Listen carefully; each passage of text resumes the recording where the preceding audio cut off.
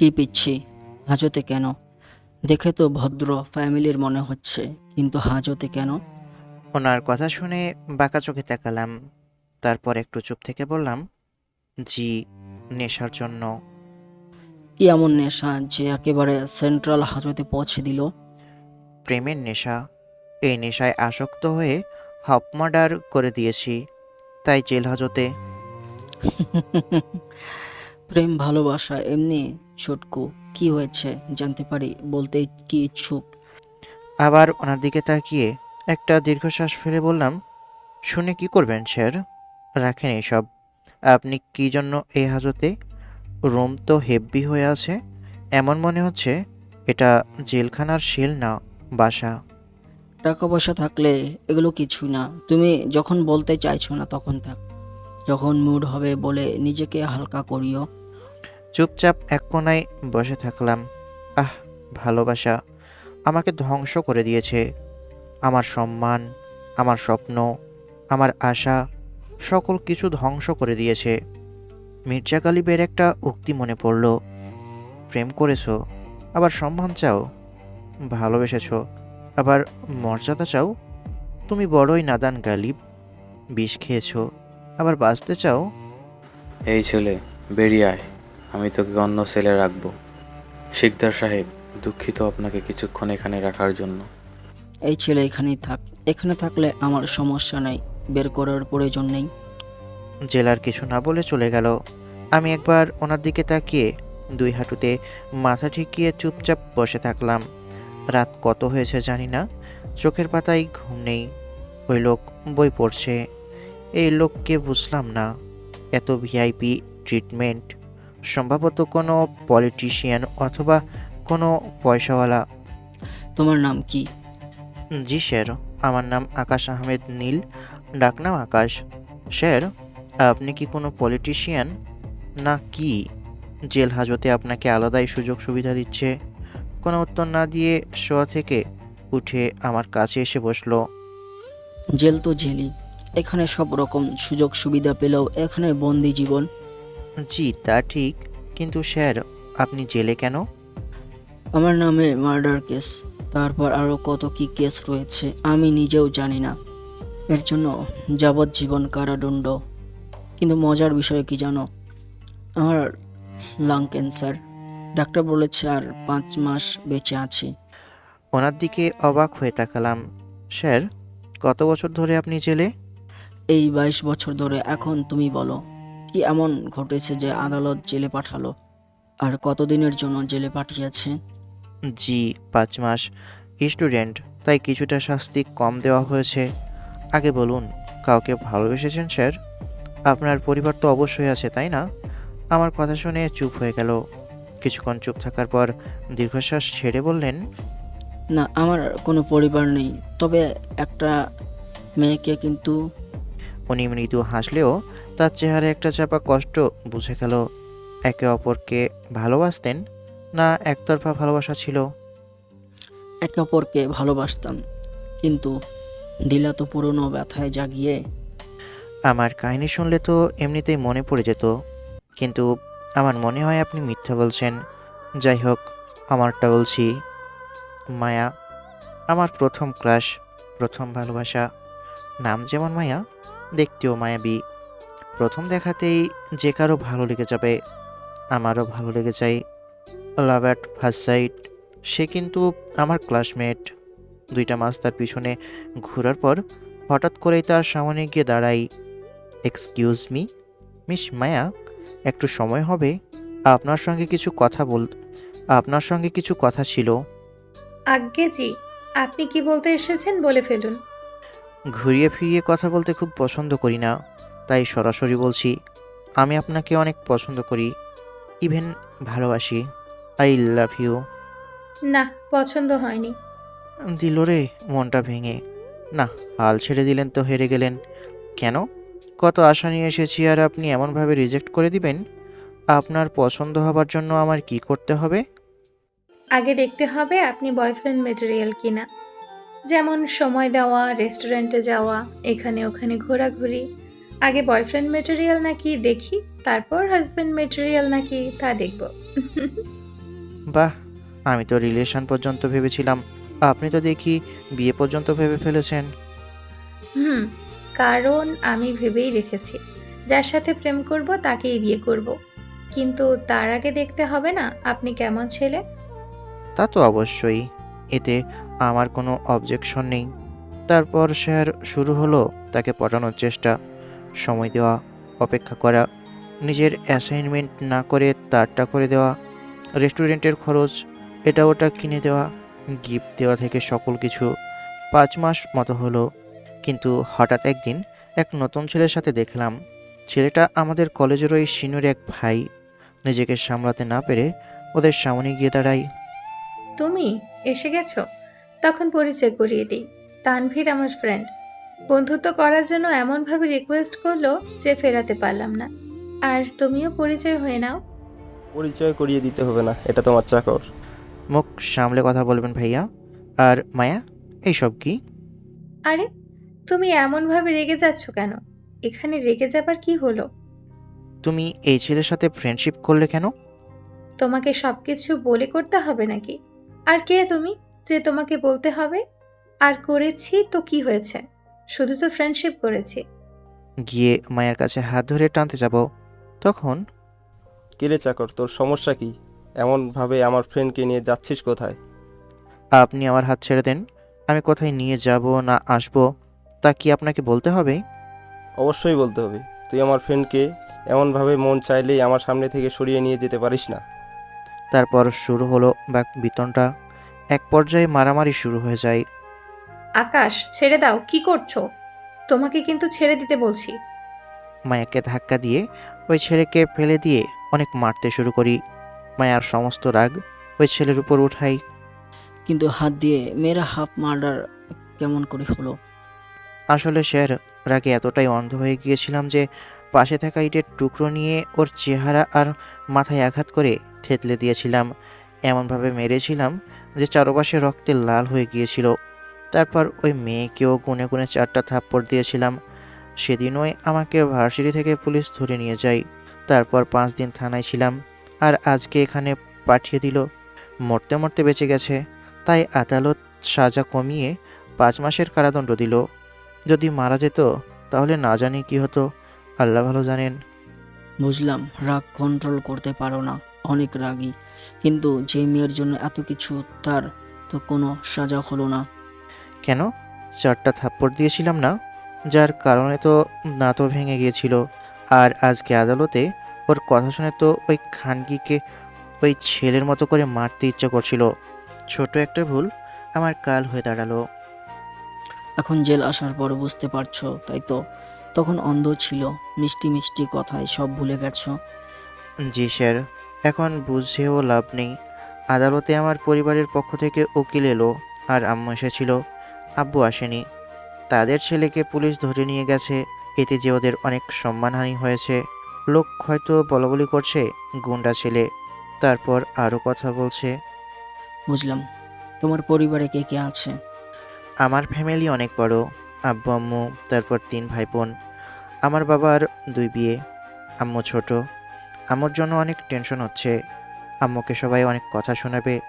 আসার সময় আম্মু অনেক কান্নাকাটি করছিল, কারণ আমি আমার আম্মুর একটাই ছেলে, মানে আমার আপন ভাই বোন নেই। আব্বুর টাকা পয়সা বেশ ভালোই আছে, কিন্তু যে ছেলেকে পিটিয়েছি তারা আবার বেশ বড়লোক। কত বড় ভুল করেছি এখন বুঝতে পারছি। আমার পক্ষের উকিল এত চেষ্টা করলো, কিন্তু কাজ হলো না। এখন আফসোস করে হবে। তোমার চেহারা এমন কেন? বডি ফিটনেস ঠিক নেই। তোমাকে আমি বের করে দিতে পারবো, কিন্তু খুশিতে আমার চোখ চকচক করে উঠল। উনি পুরো শেষ করার আগেই বললাম, সত্যি আপনি এখান থেকে আমাকে বের করতে পারবেন স্যার? তাড়াতাড়ি করুন না, না জানি ওরা আম্মুর সাথে কেমন ব্যবহার করছে। আরে ধৈর্য ধরো। কিন্তু আগে বলো, আমি তোমাকে সাহায্য করলে তুমি আমার জন্য কি করবা? আমি বা আপনার জন্য কি করতে পারবো স্যার? না আমি এমপি, না কোনো মন্ত্রী, না ডাক্তার, আমি কিছুই না। আমি শুধু একটা ব্যর্থ ছেলে। না আম্মুকে ভালো রাখতে পারলাম, না ভালোবাসা পেলাম। তুমি আমার মেয়েকে বুঝিয়ে আমার কাছে নিয়ে আসবা, মৃত্যুর আগে যেন তার মুখটা দেখতে পারি। আমি আমার একমাত্র মেয়েকে কখনো চোখের সামনে দেখিনি, তার মুখ থেকে বাবা ডাক শুনিনি। কেন স্যার? আপনার স্ত্রী নেই? আর কিছুক্ষণ আগে যে বললেন আপনার কেউ নেই। আমার কথা শুনে স্যার একটা দীর্ঘশ্বাস ছাড়লেন। ঠিকই ধরেছিলাম, আপনি আমাকে মিথ্যা বলছেন। মিথ্যা নয়, এটা গরিব ছিল বলে আম্মু তাকে মেনে নেয়নি। মায়ের মুখের দিকে তাকিয়ে তার আবদার রাখতে গিয়ে ওই নিষ্পাপ মেয়েটাকে আমাকে ছেড়ে দিতে হয়েছিল। কিন্তু তারপর আম্মুর জেদ ধরে আর চাপে পড়ে এমন এক লোভী মহিলাকে বিয়ে করলাম, যার চাহিদার কোনো শেষ ছিল না। পৃথিবীর সবটুকুই যেন তারই চাই, অথচ আমার নিজের কমতি ছিল না। তাদের পরিবারেও অগাধ সম্পত্তি ছিল, তবুও তার লোভের ক্ষুধা মেটেনি। আর তার মা মানে আমার শাশুড়ি, সে তো লোভের এক জীবন্ত মূর্তি, যাকে ভুলবশত খুন করার দায়ে আজ 22টা বছর ধরে এই জেলের চার দেয়ালে বসছি। স্যার, আপনার কথার কোনো মিল নেই। কিছুক্ষণ আগের কথার সাথে এখানকার কথার আকাশ পাতাল তফাৎ। কোনটা সত্যি আর কোনটা মিথ্যে আমি কিছুই মেলাতে পারছি না। আপনার কি আদেও কোনো ফ্যামিলি আছে, নাকি সব বানানো? আর কেনই বা মানুষ শুধু শুধু নিজের শাশুড়িকে মারতে যাবে? এই তো একটু আগে বুক ফুলিয়ে বললেন 10টা খুন করেছেন, আপনার নামে গন্ডা গন্ডা কেস। এখন আবার সাধু সাজছেন কেন? আর আমার তো মনে হয় আপনি অনেক প্রভাবশালী লোক। একটা খুন করলে আপনার মতো মানুষের জেলে পচার কথা না। আইন তো আসলে বড় লোকদের পকেটে থাকে, খাটে শুধু গরিবের উপর। জেলার যখন আমাকে এখানে রেখে গেল, আপনার সামনে তার মেরুদণ্ড বাঁকা করা সম্মান দেখে আমি বুঝেছি আপনি কে। স্যার, আমাকে ছোট বাচ্চা পেয়ে কি মনের সুখে বানিয়ে বানিয়ে গল্প শোনাচ্ছেন? দূর পাগল, আমি এক আমলে বড় গ্যাংস্টার ছিলাম, বিজনেসের নাম করা আন্ডারওয়ার্ল্ডের চালাতাম। গ্যাংটা এখনও আছে, বিজনেসও আছে, শুধু আমি এখন আর নেই। বয়স হয়েছে তো, আগের সেই তেজ আর এনার্জি এখন আর নেই। তবে জেলার যে আমাকে এত খাতির করে, ওটা সম্মানের কারণে না, ভয়ের কারণে। ও ভালো করে জানি আমি একটা ইশারা করলেই বাইরে কি ওলট পালট হয়ে যেতে পারে। আমার পরিবারের গল্প যা বলেছি সব সত্যি। শাশুড়িকে মারার পরই আমার এই জেলে আসা, আর পুলিশকে ধরিয়ে দিয়েছিল জানো আমার নিজের বউ। কিন্তু স্যার, হঠাৎ শাশুড়িকে মারতে গেলেন কেন? কি হয়েছিল আসলে? কারণ আমার আড়ালে তারা আমার মায়ের উপর অনেক অত্যাচার করেছিল, অপমান করে মাকে বাসা থেকে বের করে দিয়েছিল। মা অবশ্য আমার ওই অন্ধকার লাইফ পছন্দ করতেন না, আমাকে দেখতেই পারতেন না। আমি বউকে বলতাম মায়ের খরচের টাকা দিতে, কিন্তু সে 1 টাকাও দিত না।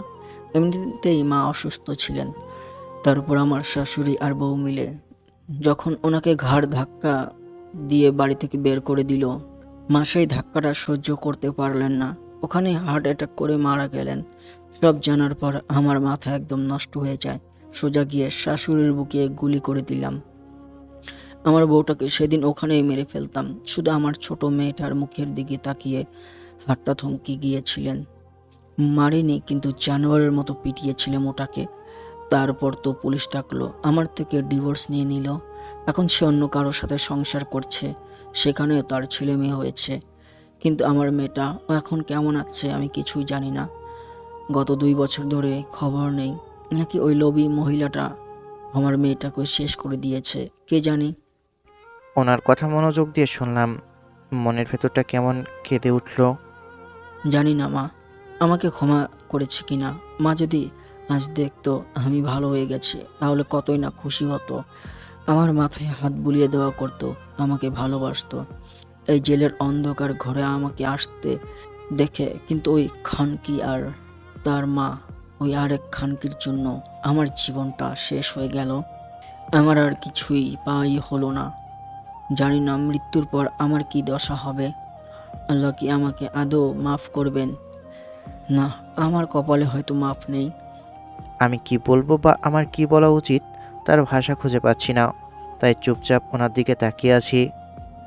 তাই যতদিন তোমার কাছে মা নামের এই অমূল্য রত্ন আছে, আগলে রাখো। যে ভুল হয়ে গেছে এটা ঠিক করা সম্ভব নয়, কিন্তু সামনে এমন ভুল করিও না। আমি মাথা নেড়ে সম্মতি দিলাম। কিন্তু স্যার, আপনার মেয়ের কি হবে? হয়তো তার মায়ের কাছেই আছে। তোমার মনে হয় অন্য কারো মেয়েকে তুমি তোমার সন্তান মনে করবা? আর মেয়ের মনে আমার নামে এত বিষ ঢেলেছে যে আমার কথা শুনলে আমার মেয়ে রেগে যায়। আমার লোকজন কতবার গিয়ে বুঝিয়েছে, কিন্তু কাজ হয়নি। জি, বুঝতে পারছি। আপনার মেয়ে কি তার সৎ বাবার অত্যাচার সহ্য করতে না পেরে নিজেকে কোথাও লুকিয়ে রেখেছে? তা জানি না, কিন্তু আমার শেষ সময় শুধু তাকে একবার দেখতে চাই। তুমি তাকে একটু বুঝিয়ে আমার কাছে যদি নিয়ে আসতে পারো, তবে তোমার জন্য আরও কিছু উপহার থাকবে।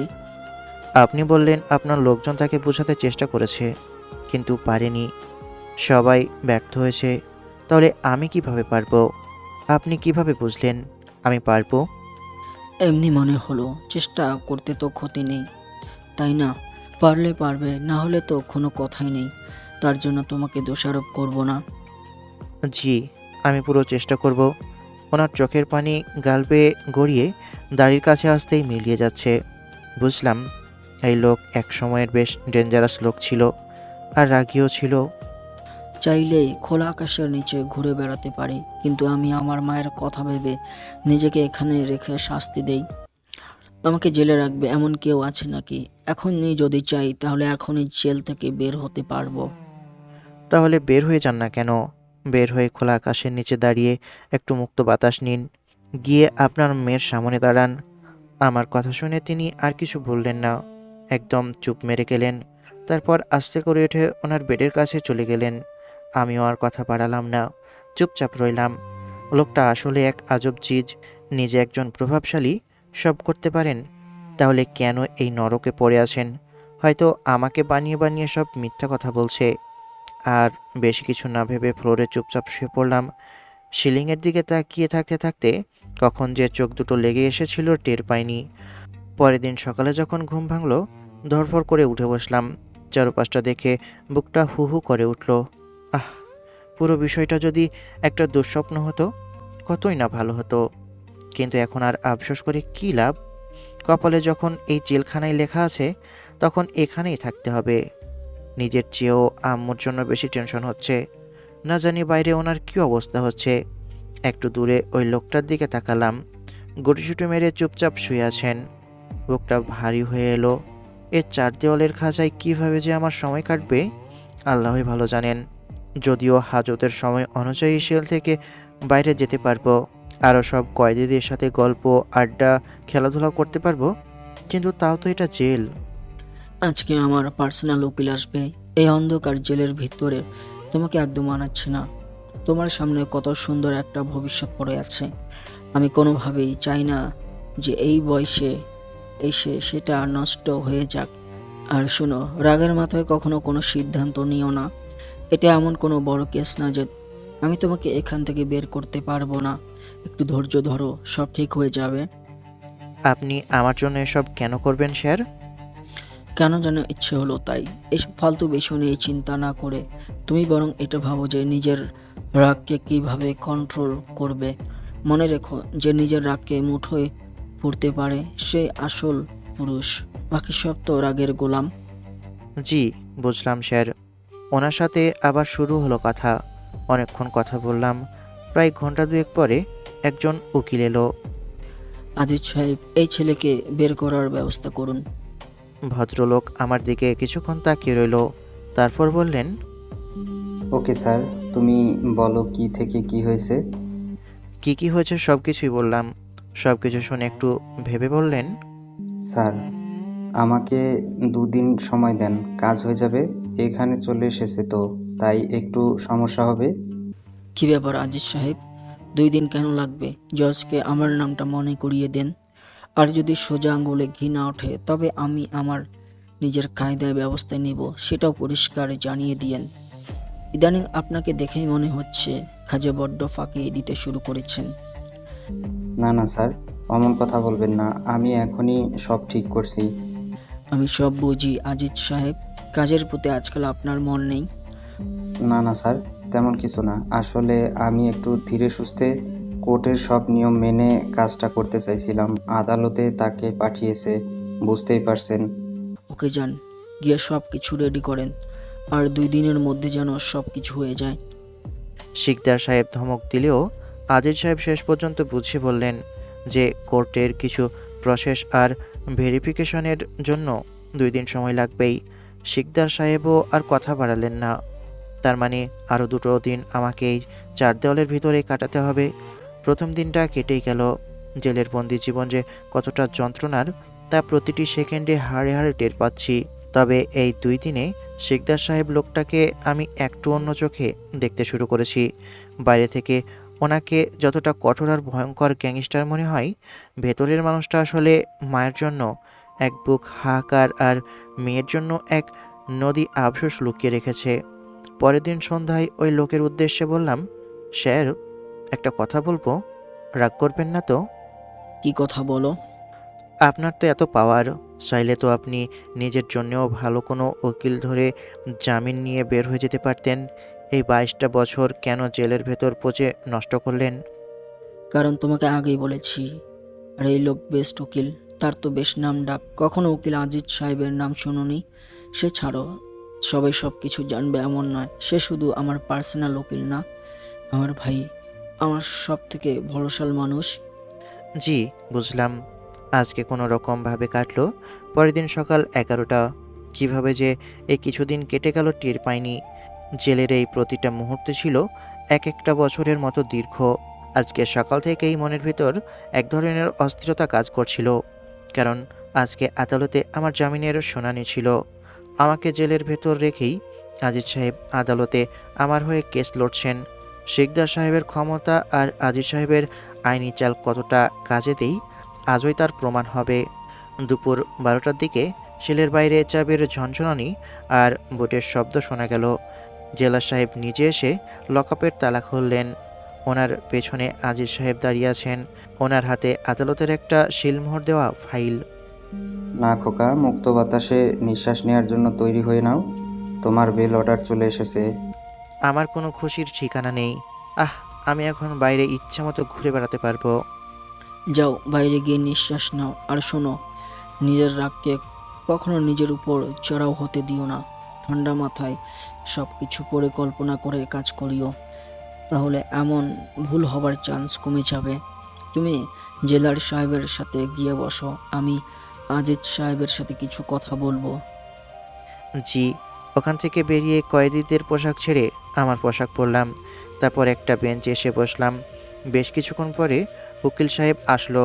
ওনার সাথে হাজত থেকে বের হলাম। স্যার, একটা কথা জিজ্ঞেস করব। বলুন। ওনার যখন এতই ক্ষমতা, তখন নিজে বাইরে নেই কেন? আর আপনি তাকে বের করতে পারেননি কেন? বের হতে চাই না তাই? পাগল দেখেছেন? ওই লোক হলো তেমনি পাগল, তার নাকি সেখানে ভালো লাগে। এখন আমি কি করব বলুন? জি, বুঝলাম। কিন্তু উনি ওনার পরিবার সম্পর্কে যেগুলো বলছিল, সেগুলো কতটুকু সত্য? আমার তো কেমন যেন লাগছিল। একবার করে বিশ্বাস হচ্ছে, আর একবার হচ্ছে না। সত্যি কি ওনার ক্যান্সার আছে? আর ওনার হাতে কি সত্যি 5 মাস সময় আছে? এটা সত্যি, উনি ক্যান্সারের রোগী। এই নেন এই কার্ড, শিকদার সাহেব দিতে বলেছেন। আমি অবাক হয়ে বললাম, মানে? আমি তো কিছুই বুঝতে পারছি না স্যার। এটা তো ব্যাংক কার্ড। আর ওনার কার্ড আমি নিব কেন? তোমাকে দিতে বলেছেন, তাই তুমি দিবা। নাও নাও, ভবিষ্যতে তোমার এটা কাজে লাগবে। সে ঠিক আছে স্যার, কিন্তু আমি এটা নিতে পারবো না স্যার। উনি আমাকে জেল থেকে বের করেছেন, এর জন্য তার কাছে চিরকৃতজ্ঞ থাকব এবং ওনার মেয়েকে খুঁজে বের করে বোঝাতে চেষ্টা করব। আমার কথা শুনে ওখানে দাঁড়িয়ে ওনার সুটকেস ওপেন করলেন। তারপর কিছু পেপার এগিয়ে দিয়ে বললেন, মালিকের অর্ডার আপনার কাছে পৌঁছে দিলাম। এই নেন ওনার সমস্ত সম্পদের পেপার, উনি সিগনেচার করে দিয়েছে।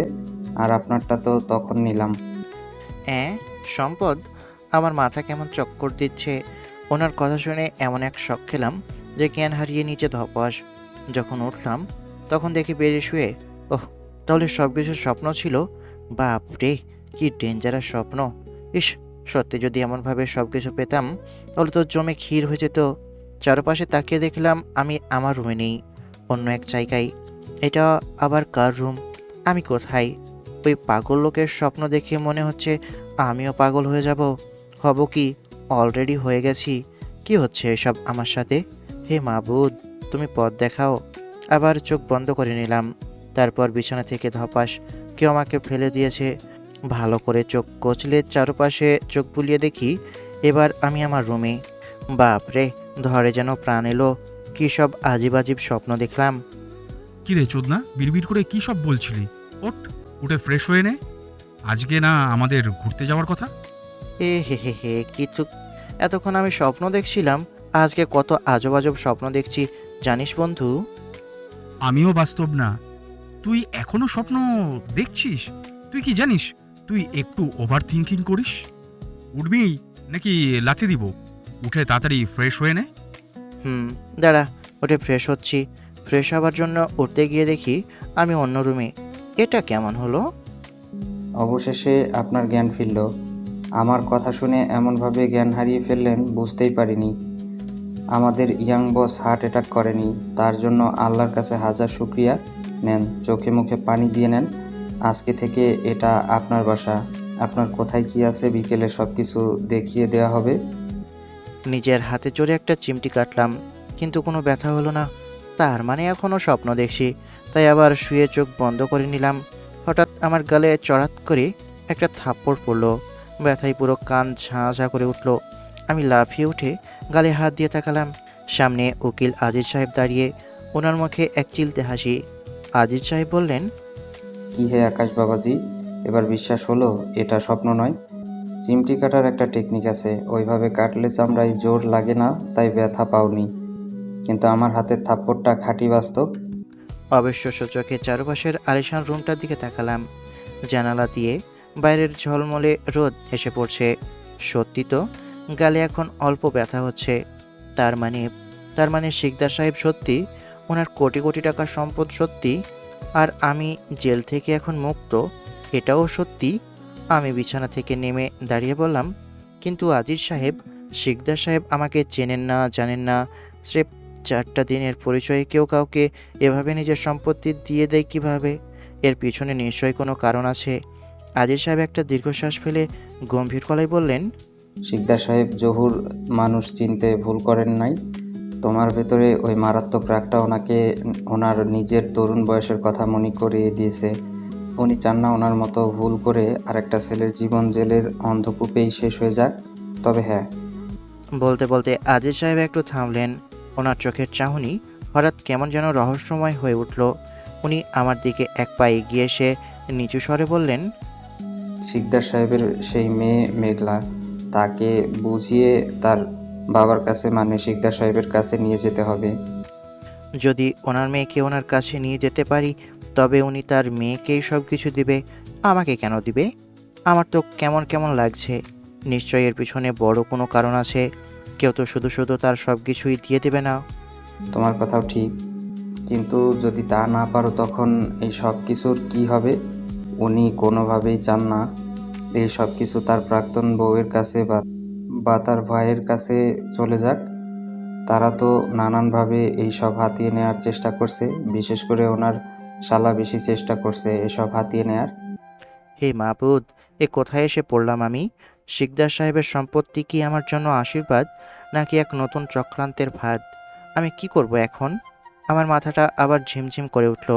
তবে এবার আর জ্ঞান হারালাম না। গালে আজিজ সাহেবের দেওয়া থাপ্পড়ের জায়গাটা তখনও দপদপ করছে, যা আমাকে বারবার মনে করিয়ে দিচ্ছে যে আমি এক চরম নিষ্ঠুর বাস্তবের মুখোমুখি দাঁড়িয়ে আছি। শোনো, তোমাকে আর একটা শখ দিছি। তোমার ক্রাশ, যার জন্য তুমি জেলে গিয়েছিলে, সে আর কেউ না, শিকদার সাহেবের প্রাক্তন বউয়ের ছোট মেয়ে। মায়া? শান্তির মেয়ে, এর নাম শুনলে মাথায় রক্ত উঠে যাচ্ছে। ওই ছেলের জায়গায় যদি ওরে পিটাতে পারতাম। আজিজ সাহেব একটা সোফায় আরাম করে বসলেন। তার মুখের ভাব এখন একজন অভিজ্ঞ দাবাড়ুর মতো, যিনি চাল চালার পর প্রতিপক্ষের ছটফটানি দেখছেন। তিনি বললেন, শিকদার সাহেব ভালোভাবেই জানেন তার মৃত্যুর পর সকল সম্পত্তি টাকা পয়সা তারা নিয়ে যাবে। মেঘলাকে দিলেও তারা নিবে, হয় হত্যা করে, না হয় ভয় দেখিয়ে সাইন করিয়ে নিবে। তাই উনি এমন একজনকে খুঁজছিলেন যে তার সয় সম্পত্তি তার মৃত্যুর পর কেউ প্রোটেক্ট করতে পারে। কিন্তু তোমার মধ্যে কি এমন পটেনশিয়াল দেখলেন যে তোমাকে দিতে বললো জানি না। আমি স্তম্ভিত হয়ে ওনার দিকে তাকিয়ে আছি। নে, এবার তো দেখি জীবন নিয়ে টানাটানি পড়ে যাবে। কেন যে ওনার কথা মতো বের হতে গেলাম, 5 মাস পরেই বের হতাম। ধুর ধুর, বিছানায় ধপাস করে বসে পড়লাম। কি বলবো বুঝতে পারছি না। এত কিছু পাবো, একটা রিস্ক নেওয়াই যায়। আজিজ সাহেবের দিকে তাকিয়ে বললাম, আর মেঘলা, শিকদার সাহেবের নিজের মেয়ে, সে কোথায়? আজিজ সাহেব পকেট থেকে একটা চাবির গোছা আমার দিকে এগিয়ে দিলেন। মেঘলা মায়ের সৎ বোন হলেও এই পরিবারে তার জীবনে নরকের মতো বলতে পারো। সেভাবে গুরুত্ব পায় না, সেখানেও ভালো নেই। বাসা সমস্ত কাজ ওকে দিয়েই করায়, এবারে দাসীর মতো বানিয়ে রেখেছে। আমি অনেক বুঝিয়েছি কিন্তু কাজ হয়নি। তার নাকি ওখানে থাকতে ভালো লাগে। মোদ্দা কথা, কোনোভাবেই ওদেরকে ছেড়ে আসবে না। চাবিগুলোর দিকে তাকিয়ে শরীরে এক অদ্ভুত শীতল স্রোত বয়ে গেল। এতক্ষণ আমার মনে অনুশোচনা আর ভয় ছিল, তা নিমেষে উধাও হয়ে গেল। তার জায়গায় ভর করল এক তীব্র প্রতিশোধের আগুন। ওই শান্তির মেয়ের থেকে প্রতিশোধ নিতে হবে। কিন্তু এবার আর ইটের টুকরো দিয়ে অন্ধের মতো মারামারি নয়, এবার খেলা হবে বুদ্ধির, ক্ষমতার। আমি আজিজ সাহেবের দিকে তাকিয়ে ঠান্ডা গলায় বললাম, গাড়ি বের করুন আজিজ সাহেব, এই মেঘলাকে জোর করে উঠিয়ে নিয়ে আসবো। আমার কথা শুনে আমার দিকে তাকালো। কি করতে চাইছো তুমি? সোজা আঙ্গুলে ঘি না উঠলে বাঁকাতে হয়, সেটা তো জানেন। আমি আঙ্গুল বাঁকিয়ে ওই মেয়েকে ঠিক করব। তার সকল তেড়ামি আমি বের করে তবেই ছাড়বো। আজিজ সাহেব মুচকি হাসলেন। ওকে চলো, এবার তুমি ট্রাই করে দেখো। ওয়েট, এত তাড়াহুড়ো করা উচিত নয়, আগে খোঁজ নিতে হবে। ফোন আছে স্যার? আম্মুকে ফোন করব, তাকে ওখান থেকে নিয়ে আসবো। আম্মু থাকলে অনেক ভালো হবে। আরে বাবা, ফোন করার কি আছে, ডাইরেক্ট অ্যাকশন নাও, লোক নিয়ে যাও। তাহলে কারো সাহস হবে না কিছু বলার। তোমার ডমিনেটিং পাওয়ার দেখিয়ে দাও। না না, এত তাড়াহুড়ো করার কোনো প্রয়োজন নেই। আপনি আপনার ফোনটা দেন, তাহলেই হবে। আজিজ সাহেব ফোন এগিয়ে দিলেন। উনি আমার দিকে তাকিয়ে বুঝতে চেষ্টা করছেন আমি কি করতে চাইছি। ফোন দিলাম, রিং হচ্ছে, কিন্তু রিসিভ করছে না। কয়েকবার ফোন দেওয়ার পর রিসিভ করলো। আসসালামু আলাইকুম আম্মু, কেমন আছো? ওয়ালাইকুম আসসালাম। কেমন থাকতে পারি বল? তুই কেমন আছিস? তুই ফোন কোথায় পেয়েছিস? আম্মু, কিছু হয়েছে? তোমার কণ্ঠ এমন শোনাচ্ছে কেন? আব্বু কিছু বলেছে? আর সৎমা বা ভাইরা কিছু বলেছে? না, তুই কেমন আছিস বল? আমি ঠিক আছি। তুমি এক কাজ করো, তোমার প্রয়োজনীয় পোশাক একটা ব্যাগে ভরো, আর আমার ফোন, ল্যাপটপ আর কয়েকটা পোশাক ব্যাগে ভরো। কেন? আমি কোথায় যাব? আর তুই কোথায়? ভয় পাওয়ার কিছু নেই। তুমি সব কিছু নিয়ে বাসা থেকে বের হও। তারপর যখন আমার কাছে আসবা, তখন সব জানতে পারবা। তুই এখন কোথায়? আমিও কি তোর সাথে জেলে থাকবো? এখানে জেল থেকে কম কি যে ওখানে গিয়ে থাকবো? আরে দূর, আমার কেস ক্লোজ। আর এখন জেলের বাইরে, এত কিছু ফোনে বলা সম্ভব নয়। তোমাকে যা বলছি তাই করো। আর যদি কেউ আসতে বাধা দেই, তাহলে এই নাম্বারে ফোন দিবা। বাসা থেকে বের হও, একটা গাড়ি তোমার জন্য অপেক্ষা করবে। বাই বলে ফোন কেটে দিলাম। না হলে প্রশ্নের উপর প্রশ্ন করতে থাকতো। ফোন এগিয়ে দিয়ে বললাম, কাউকে আমার বাসার সামনে গাড়ি নিয়ে পাঠান। ওকে, কিন্তু তোমার আম্মুকে এসবের ভিতরে নিয়ে আসবা। হুম, শিকদার সাহেবের মেয়েকে উঠিয়ে নিয়ে আসবো না? দেখে রাখার জন্য তো কাউকে প্রয়োজন। আমরা তো সবাই ছেলে। আম্মুকে সব কিছু বুঝিয়ে বলবো। এখানে আসার পর যেন তাকে কেয়ার করে, ভালোবাসা দেই, যত্ন নেই। অবশ্য সেই মেয়েও এসবের স্বপ্ন দেখে। সেও চাই তাকে কেউ ভালোবাসুক, তাকে কেয়ার করুক। তার মা তো এসব করে না, তাই না? আম্মু এসব কিছু দিয়ে তাকে এখানে আটকে রাখবে। এটা প্রথম স্টেপ। দ্বিতীয় স্টেপ হবে তার বাবার সম্পর্কে সমস্ত ভুল ধারণা দূর করা। তৃতীয় স্টেপ হবে তার বাবার সামনে নিয়ে গিয়ে আমার ওয়াদা পূরণ করা। আর চতুর্থ স্টেপ হবে ওনার শত্রুদের ঘায়েল করা। পঞ্চম স্টেপ হবে ওনার মেয়েকে সমস্ত বুঝিয়ে দিয়ে এসব থেকে মুক্তি পাওয়া। আর সবচেয়ে স্টেপ হবে, এটা অত্যন্ত বেদনাদায়ক, ডাক্তারের কথা মতো যদি সত্যি উনি মারা যান, তবে তাকে দাফন করার ব্যবস্থা করা। মনে হতেই মনটা খারাপ হয়ে গেল। আজি সাহেব আমাকে দেখেছিলেন? একজন ভদ্রমহিলাকে রিসিভ করে এখানে নিয়ে আসবা। ফোন নম্বর দিছি, নিয়ে যাও। যদি কোনো সমস্যা হয়, আসতে দেরি করে, তাহলে বাসার ভিতরে গিয়ে সব বাধা অতিক্রম করে নিয়ে আসবা। ওই মহিলার যেন কোনো সমস্যা না হয়। ওকে স্যার, কিন্তু এই ছেলেকে তো চিনলাম না। সন্ধ্যায় জেনে যাবা। এখন তুমি যাও, নম্বর নোট করো। লোকটা চলে গেল। আজিজ সাহেব এবং আমি আরও কিছু বিষয় নিয়ে আলোচনা করতে থাকলাম। প্রায় 40 মিনিট পর আপনি ব্যাগ নিয়ে কোথায় যাচ্ছেন? বাসা থেকে পালাচ্ছেন? আম্মু, আম্মু, দেখো তোমার সতীন বাসা থেকে পালিয়ে যাচ্ছে। স্নেহা, এইসব কেমন কথা? আমি পালিয়ে যাচ্ছি মানে? এটাকে পালিয়ে যাওয়া বলে? আমি আমার ছেলের কাছে যাচ্ছি, আমাকে ফোন দিয়ে ডাকলো। আপনি দেখি ছেলের শোকে পাগল হয়ে গেছেন। জেলে যাচ্ছেন নাকি? জেলে থাকলে সমস্যা কি? ব্যাগে করে তুই কি নিয়ে যাচ্ছিস? চুরি করে পালাচ্ছিস? এই চেক কর তো স্নেহা। আমি আমার জিনিস নিয়ে যাচ্ছি, এতে আপনার তো কোনো সমস্যা হবার কথা নয়। দাঁড়িয়ে রয়েছিস কেন? দেখ ব্যাগ খুলে। আর তুই চলে গেলে বাসার সব কাজ কে করবে? তোকে তো এইসব কাজ করার জন্য বিয়ে করেছিল। একদম আমার ব্যাগ স্পর্শ করবে না।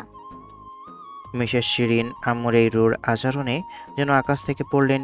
এত বছর যে মহিলা মুখ বুজে সব সহ্য করেছে, তার মুখে এই কথা। উনি রাগে কাঁপতে কাঁপতে স্নেহার দিকে তাকালেন। স্নেহা, দাঁড়িয়ে কি দেখছিস? কেড়ে নে ওর হাত থেকে ব্যাগ। দেখি কার এত বড় সাহস এই বাড়িতে। আম্মু ব্যাগ দিচ্ছে না, তাই ওরা মা মেয়ে জোর করে ব্যাগ কেড়ে নেই। আর মিসেস শিরিন আম্মুকে একটা থাপ্পড় দেই। আম্মু থাপ্পড় খেয়ে কয়েক পা পিছিয়ে যায়। আম্মু ফোন বের করে আজিজ সাহেবের নাম্বারে কল দেই। আজিজ সাহেব কল দেখে কেটে দিয়ে বলে, তোমার আম্মু মনে হচ্ছে কোনো সমস্যায় পড়েছে। আপনার ওই লোককে তাড়াতাড়ি ফোন দেন, জিজ্ঞেস করেন কোথায় সে। আমার কথা শুনে আজিজ সাহেব তাই করলেন। ফোন রিসিভ করতেই বললেন, তুমি কোথায়? তুমি তাড়াতাড়ি যাও, গিয়ে বাসায় যাও। ওনার নাম মিসেস আঞ্জুম। কেউ বাধা দিলে মেরে তক্তা বানিয়ে দেবে। জি স্যার, আমরা কাছাকাছি চলে আসছি। আর 3 মিনিটের মতো সময় লাগবে। ওকে, তবে তাড়াতাড়ি করো। আজিজ সাহেব ফোন কেটে দিলেন। আম্মু চুপচাপ দাঁড়িয়ে আছে, আর ওরা মামি ব্যাগ থেকে সব কিছু বের করে ফেলেছে আর দেখছে। গয়নাগাঠি পেয়ে বলে, আম্মু দেখো, এগুলো নিয়ে পালাচ্ছিল। চুন্নি এইসব নিয়ে পালাতে চাইছিল। সৎ মা গিয়ে মায়ের চুলের মুঠি ধরে বলে, তোর কি করে দেখ, চুরি করে পালানো হচ্ছিল। আজকে তোর আমি এমন হাল করব যে। এইসব আমার, এগুলো আমার বাবা আমার বিয়ের সময় দিয়েছিল। তোর বাপ ছিল তো ফকিন্নি, তুই এগুলো কোথায় পাবি? তোকে তো আমি শালি। স্নেহা, লাঠি নিয়ে আয় তো। আমাদের গয়না নিয়ে আবার বলে ওর বাবা দিয়েছিল। স্নেহা ওর মায়ের কথা শুনে লাঠি আনতে যায়। ঠিক সেই মুহূর্তে পলাশ এবং তার কয়েকজন সঙ্গী বাসার দরজা জোরে ধাক্কা দিয়ে খুলে দেয়। এত জোরে দরজা খোলার শব্দ পেয়ে আম্মু আর সৎ মা দরজার দিকে তাকায়, আর স্নেহা লাঠি নিয়ে দৌড়ে আসে। পলাশ চারপাশে চোখ বুলিয়ে বলে, আসসালামু আলাইকুম, আমি পলাশ। আমি এসেছি মিসেস আঞ্জুমকে নিয়ে যাওয়ার জন্য। আঞ্জুমকে, গাড়ি রেডি, আপনি আসুন। মিসেস শিরিন এক অচেনা গম্ভীর চেহারার লোককে দেখে কিছুটা ভড়কে গেলেও নিজের অহংকার ধরে রেখে চেঁচিয়ে উঠে বললেন, এই আপনি কে? কার অনুমতি নিয়ে এই বাড়িতে ঢুকেছেন? আর এই চোর মহিলাকে কোথায় নিয়ে যাবেন? ও আমাদের ঘরে জিনিসপত্র চুরি করে পালাচ্ছে। পলাশ একবার মিসেস শিরিনের দিকে তাকালো। তার চোখে তখন ঠান্ডা এক ধরনের হুমকি। পরিস্থিতি দেখে বুঝলেন যার চুলের মুঠি ধরে রাখা হয়েছে সেই মিসেস আঞ্জুমান। মুখ সামলে কথা বলুন মহিলা। রাস্তা ছাড়ুন, ওনাকে যেতে দিন। আর ওনার চুলের মুঠি ছাড়েন, না হলে কিন্তু ভালো হবে না। আমরা যেতে না দিলে কি করবেন? সিকিউরিটিকে ডাকবো? আপনারা আমাদের বাসায় এসে আমাদের ভয় দেখাচ্ছেন। পলাশ একটা মৃদু হাসলো। পকেট থেকে ফোনটা বের করে স্পিকার অন করে আজিজ সাহেবকে ডায়াল করলো। ওপাশ থেকে আজিজ সাহেবের গম্ভীর গলা ভেসে এলো, কি অবস্থা পলাশ? ওনাকে পেয়েছো? হ্যাঁ স্যার, পেয়েছি। কিন্তু কিছু কিট ওনাকে বাধা দেওয়ার চেষ্টা করছে আর অপমান করছে, এমনকি চুলের মুঠিও ধরে রেখেছে। আর ব্যাগের সমস্ত পোশাক আশেপাশে ছড়িয়ে ছিটিয়ে আছে। যে বাধা দেবে তাকে সোজা তুলে নিয়ে আসবা। আর ওনার গায়ে যেন একটা আঁচও না লাগে। এখন তুমি তোমার মতো করে হ্যান্ডেল করো। ফোনটা কেটে পলাশ স্নেহা আর মিসেস শিরিনের দিকে তাকাই। তারপর কোমর থেকে পিস্তল বের করে লুক দেই। ওনারা দুজনে ভয় পেয়ে কয়েক কদম পিছিয়ে গেলেন। এসব আবার কি? আমি কিন্তু পুলিশে ফোন দিব। দুজনে নড়চাড় করে দেখ, তোদের মাথার খুলি যদি না উড়িয়ে দিই। আন্টি, আপনি ব্যাগ গোছান। আম্মু দেরি না করে ব্যাগ গোছাতে শুরু করলো। ওরা মা মেয়ে ভয়ে জড়সড় হয়ে দাঁড়িয়ে আছে। রিভলভার দেখে কে ভয় পাবে না। ব্যাগ গোছানো শেষ হতেই ব্যাগ নিয়ে মেইন দরজার কাছে আসলো। আমাকে আমার ছেলের কাছে নিয়ে চলুন। জি চলুন, এই সবের হিসাব নিকাশ তোদের থেকে নেওয়া হবে। আজকের মতো গেলাম। পলাশ পিছনে ঘুরে হাঁটতে শুরু করে। আম্মু আর এক মুহূর্ত নষ্ট না করে ব্যাগটা নিয়ে পলাশের সাথে গাড়িতে গিয়ে বসলেন। আজিজ সাহেব শিকদার সাহেবের প্রাক্তন বউয়ের ভাইয়ের সম্পর্কে বলছিলেন। একটু শুনি তার সম্পর্কে। একজন বিজনেসম্যান আর গ্যাংস্টার বলতে পারো। মানে শিকদার সাহেব জেলে যাবার পর সে গ্যাং তৈরি করেছে, আর শিকদার সাহেবকে জেলে রাখার জন্য দিনের পর দিন টাকা খরচ করেছে। মানে যখন যেই এমপি মন্ত্রী হয়েছে তাকেই টাকা খাওয়াচ্ছে। এত কিছুর পরেও উনি বের হতে পারতেন, কিন্তু পাগলের মতো একই কথা বলে সে তাকে শাস্তি দিচ্ছে, তাই জেলে থেকে বেরিয়ে আসছে না। জি বুঝলাম। তাকে কি সরাসরি বাসা থেকে তুলবো, না কোথাও বের হলে তারপর তুলবো? ভাবতে হবে। আজিজ সাহেব, মেঘলা বাসা থেকে বের হয় না। তেমন দেখা যায় না, সব সময় বাসার ভিতরেই থাকে। আর বললাম না 2 বছর ধরে বাসার বাইরে দেখা যায় না। হয়তো বের হয়, কিন্তু বুঝতে পারেন না। তাহলে বাসা থেকেই উঠিয়ে নিব। ওনাকে নিয়ে আসলে এদিকেও ঝামেলা হবে, ওদিকেও ঝামেলা হবে। চোরের মতো চুরি না করে ডাকাতের মতো ডাকাতি করব। ডাইরেক্ট অ্যাকশন নেব। বিকেলে ওনাকে নিতে যাব, তৈরি থাকবেন। আধা ঘন্টা পর পলাশ আম্মুকে নিয়ে এসে পৌঁছালো। আম্মুকে দেখেই এগিয়ে গিয়ে ওনার হাত শক্ত করে ধরলাম। আম্মু, বলছিলাম না তোমার ছেলে এখন একদম মুক্ত, সব ঝামেলা শেষ। আম্মু কান্না ভেজা চোখে আমার দিকে তাকালেন, কিন্তু চারপাশের পরিবেশ আর আজিজ সাহেবকে দেখে কিছুটা ঘাবড়ে গেলেন। তুই সত্যি ভালো আছিস তো বাবা? কিন্তু এরা কারা? আর আমাকে এখানে কেন নিয়ে এলি? ধীরে সুস্থে বলছি। মনে মনে বললাম, আমি আর তুমি এখন একটা গেমের চরিত্র। ধরে বিছানায় বসিয়ে সামনে বসে বললাম, আম্মু, তোমাকে এখানে একটা খুব গুরুত্বপূর্ণ কাজের জন্য এনেছি। একটা মেয়ের জীবন বাঁচাতে হবে। তার মা বাবা থাকতেও সে এতিম। তাকে একটু ভালোবাসা আর যত্নে আগলে রাখতে হবে। তুমি ছাড়া এই কাজ আর কেউ পারবে না। পারবে না বলতে কেউ নেই। আর ওখানে তুমি ভালো নেই সেটা জানি, তাই আরও নিয়ে আসছি। আজিজ সাহেব ঘড়ির দিকে তাকিয়ে উঠে দাঁড়ালেন। ওনার চোখে তখন শিকারী চাহনি। উনি এসে গেছেন। এবার তাহলে আমাদেরকে প্রথম স্টেপ শুরু করা যাক। লোক রেডি আছে, শিকদার সাহেবকে লোক রেডি আছে। শিকদার সাহেবের মেয়েকে কখন তুলতে হবে বলো? আজকে বিকেলে রেডি থাকবেন। এখন আমি আম্মুর সাথে কথা বলি, ওনাকে সব কিছুই বুঝিয়ে বলি ওকে, তাহলে তোমরা কথা বলো, আমি এখন যাই। যে কি করতে হবে। আজিজ সাহেব চলে গেল। আমি আম্মুকে সব কিছু বললাম। সব কিছু শুনে তার চোখে মুখে কেমন একটা ভয়। আম্মু, ভয় পাওয়ার কিছুই নেই। এগুলো শেষ হলে আমি আর তুমি দূরে কোথাও চলে যাব। ওই বাসায় আর যাওয়ার প্রয়োজন নেই। আম্মুর চোখের পানি আমার হাতে এসে পড়ল। কান্না করো না, এখন থেকে সব কিছু ঠিক হবে। ঠিক না হলে সব কিছু ঠিক করব আমি, জোর জবরদস্তি করে হলেও। কেন? কোনো কিছু করার প্রয়োজন নেই। আমি তোকে আর চোখের আড়াল করতে চাই না। আমি কোথাও যাব না আম্মু। মনে মনে বললাম, তোমার পায়ের সামনে এনে ওদের ফেলবো। তুমি এখন বিশ্রাম নাও। দেখি রান্নাবান্নার প্রস্তুতি কি। তুমি বিশ্রাম নাও। রুম থেকে বেরিয়ে দরজা আটকে চলে আসি বাইরে। আজিজ সাহেব বসে আছেন। খাওয়া দাওয়ার ব্যবস্থা কি? আজকের মতো বাইরে থেকে খেতে হবে, আগামীকাল থেকে তখন রান্নার লোক থাকবে। ওকে। চুপচাপ বসে থাকলাম। পলাশ লোকটা আমার দিকে তাকিয়ে আছে। আজিজ সাহেব ইশারা করে ডাকলো। কাছে আসতেই বললেন, শিকদার সাহেব এই ছেলেকে চুজ করেছে তার উত্তরাধিকারী হিসেবে।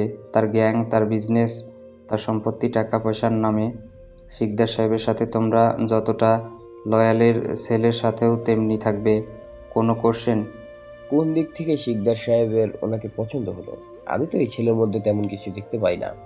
ডায়মন্ড থেকে কয়লার মধ্যে। আর শিকদার সাহেব পছন্দ করেছেন, অবশ্যই তার মধ্যে কিছু দেখেছেন, তাই না? আর কোনো কোশ্চেন?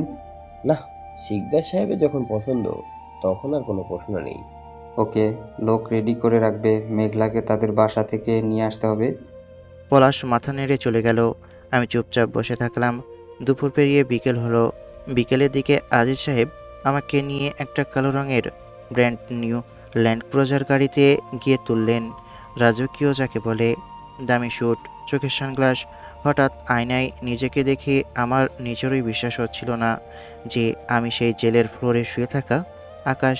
আমার সাথে শিকদার সাহেবের পুরনো বিশ্বস্ত দুজন বডিগার্ড।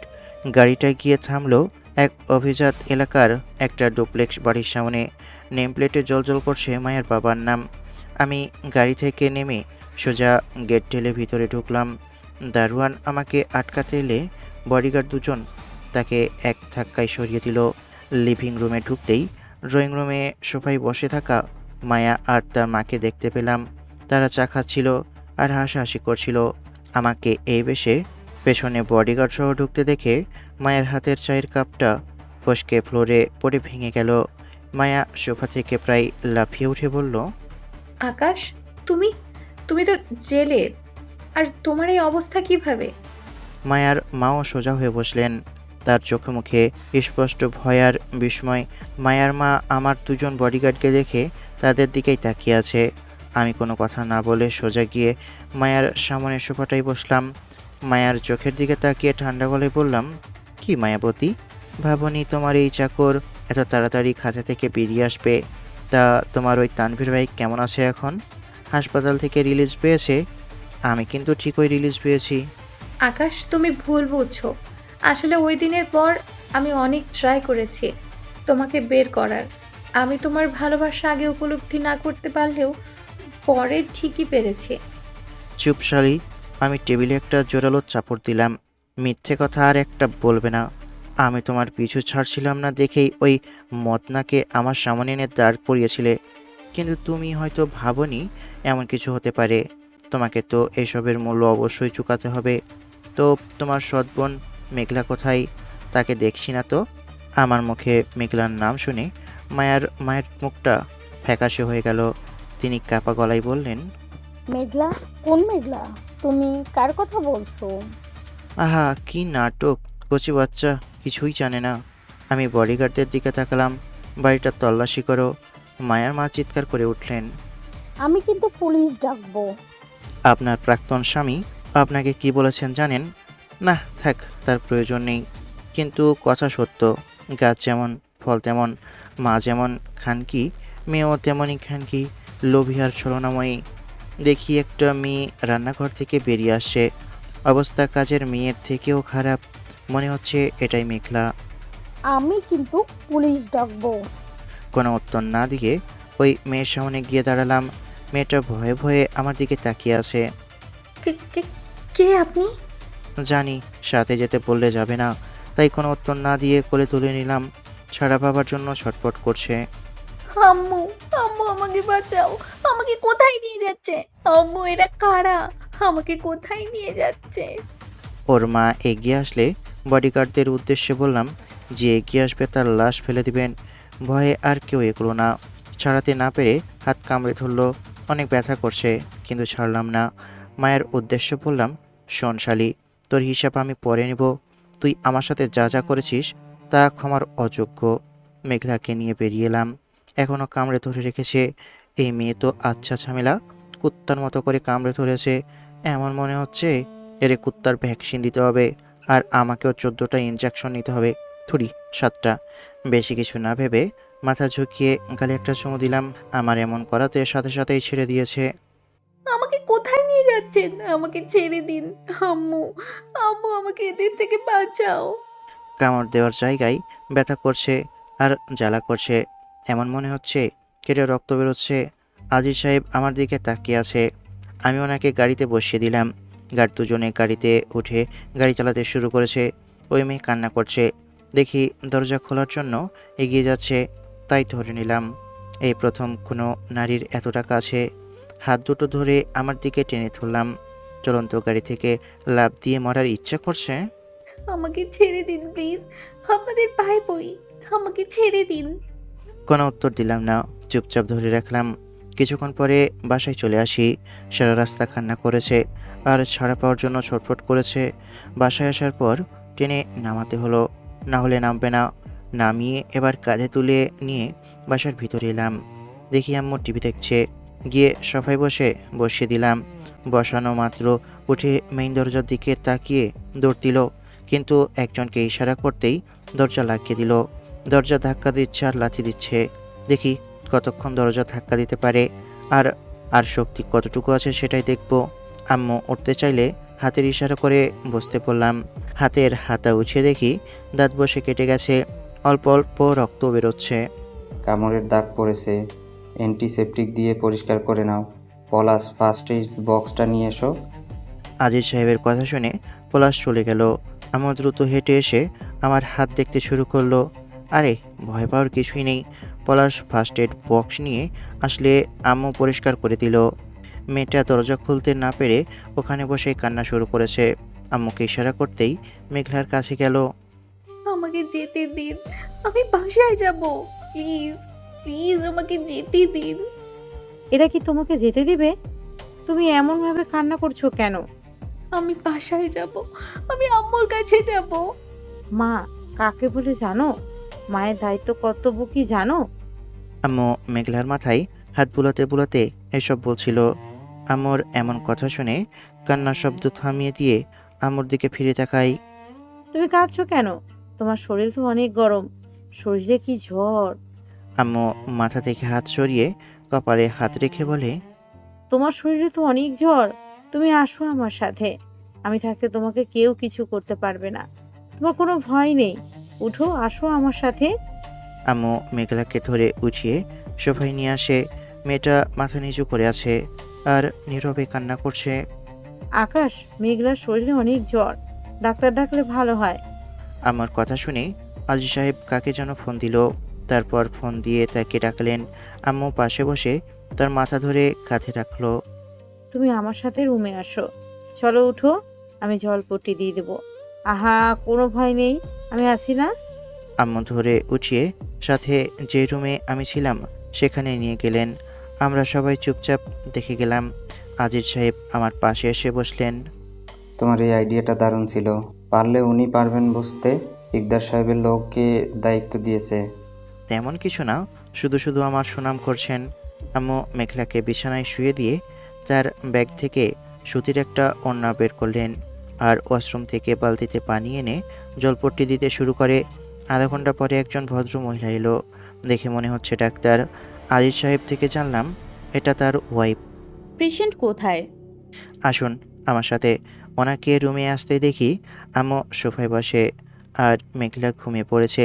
চেক করুন কন্ডিশন কেমন দেখেন। Mrs Aziz Parvin pressure sugar থেকে সব কিছু চেক করলেন। ঘুমিয়ে আছে, তার জন্য প্রেশারের মাপ সঠিকভাবে বলতে পারছি না, তবে সুগার লো, অনেকটাই কম, আর জ্বর 101 ডিগ্রি। শরীর অনেক দুর্বল, মনে হচ্ছে ঠিকমতো খাওয়া দাওয়া করে না। আর কোনো প্রবলেম আছে কিনা পরীক্ষা করতে চাইলে হাসপাতালে নিতে হবে। আপনি বর্তমানের অবস্থা অনুযায়ী মেডিসিন দেন, কয়েকদিন পর হাসপাতালে নিয়ে তখন চেক করে নেওয়া যাবে।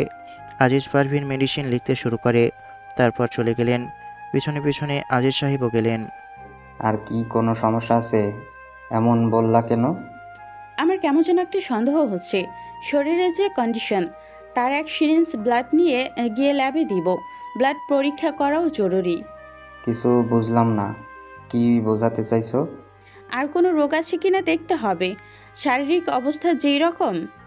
আজিজ পারভিন আবার আসলেন, তারপর এক সিরিঞ্জ ব্লাড নিলেন। আমি কিছু বললাম না, উনি ব্লাড নিয়ে চলে গেলেন।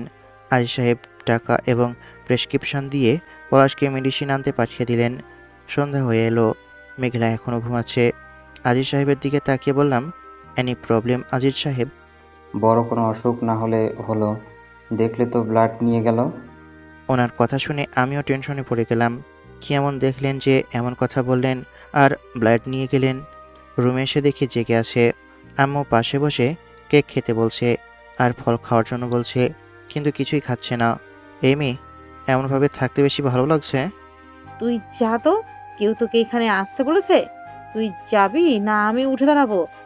এমন করলে জোর করে খাওয়াবো। রুম থেকে বেরিয়ে বাইরে আসি। আজিজ সাহেবের মুখ গম্ভীর দেখে বললাম, কি হয়েছে? আপনার ওয়াইফ কি রিপোর্ট পাঠিয়েছে? খুব খারাপ একটা বিষয়। মেঘলা গর্ভবতী হয়েছে, কিন্তু এখনো বিয়ে হয়নি। তাহলে কিভাবে কি হয়েছে? আমার মাথায় কিছু আসছে না। কেউ কি জোর করে? সি। ওনার কথা শুনে আকাশ থেকে পড়ার মতো অবস্থা। হয়তো রিপোর্ট ভুল বলছে। কিভাবে সম্ভব? ভালোভাবেই পরীক্ষা করা হয়েছে। আমি তো কিছুই বুঝতে পারছি না কে এমন করলো। খুব বাজে কিছু হয়েছে। ওর বাসায় লোক কতজন? ওদের চাকর বাকর, ওর সৎ বাবা, সৎ ভাই, আর তার আরও কিছু সদস্য ছিল। চাকর বাকরদের সাহস হবে না। এইসব ভাবতেই রাগে শরীর ঘেমে যেতে শুরু করলো। ধীরে ধীরে শরীরের সমস্ত রাগ মাথায় ভর করছে। খুব বেশি দিন হয়নি, কনসিভের সময়কাল 21 দিন চলে। আপনি আমার সাথে আসুন। মানুষ কিভাবে এতটা নিকৃষ্ট হতে পারে? রুমে এসে ওনার কাছে গিয়ে বললাম, আপনি কি জানেন আপনি কনসিভ করেছেন? আমার কথা শুনে মেঘলা আর আমার দুজনেই তাকালো। আপনি কি বলবেন কি হয়েছে আপনার সাথে? কি হয়েছে বলতে হবে না, কে করেছে সেটা বলুন প্লিজ। চুপ করে থাকবেন না।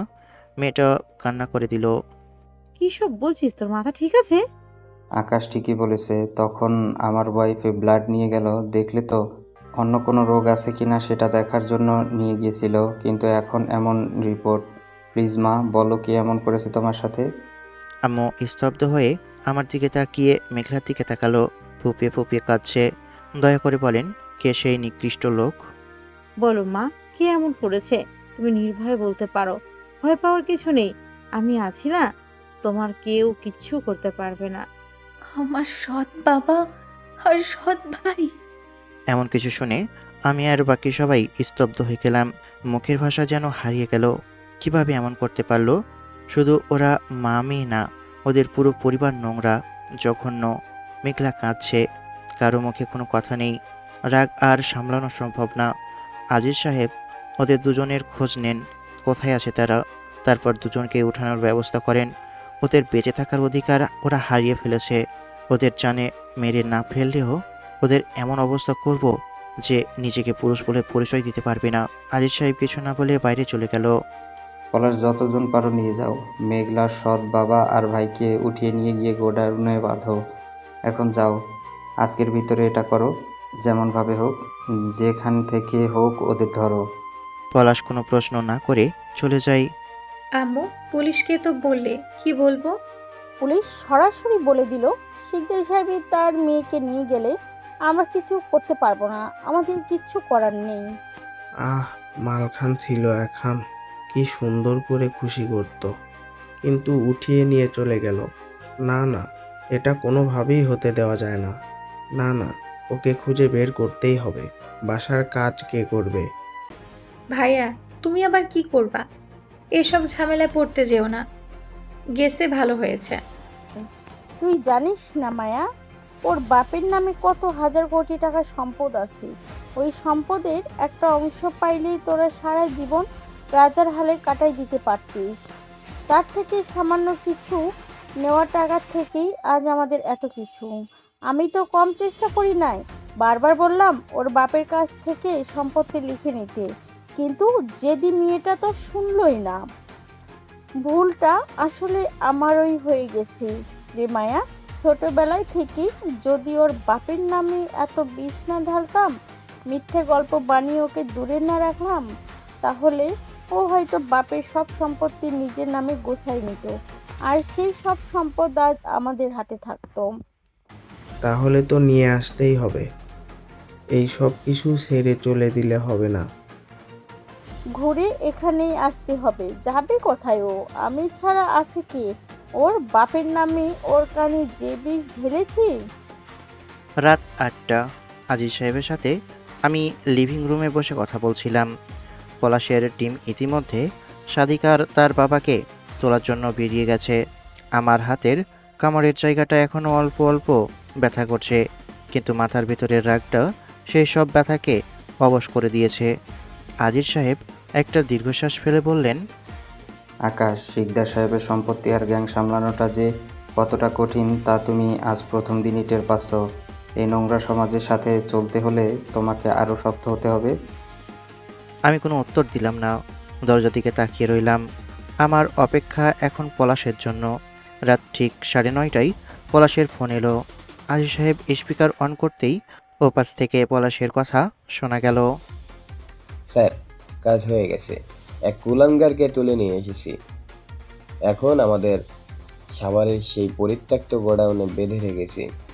কেউ টেরও পায়নি। কাকে পেয়েছো? ম্যাডামের সৎ বাবাকে পেয়েছি, কিন্তু তার সৎ ভাইকে পাইনি। আজিজ সাহেব আমার দিকে তাকালেন। ওনার চোখের ইশারায় বলে দিচ্ছিল এখন চূড়ান্ত অ্যাকশনের সময়। আমি সোফা থেকে উঠে দাঁড়ালাম। রুমে গিয়ে একবার আম্মুর দিকে তাকালাম।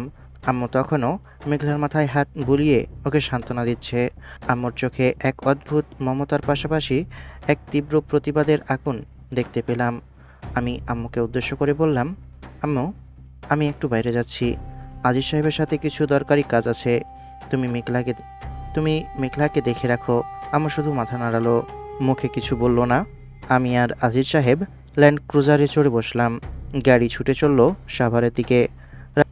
রাতের ঢাকা শহরকে আজ অন্যরকম লাগছিল।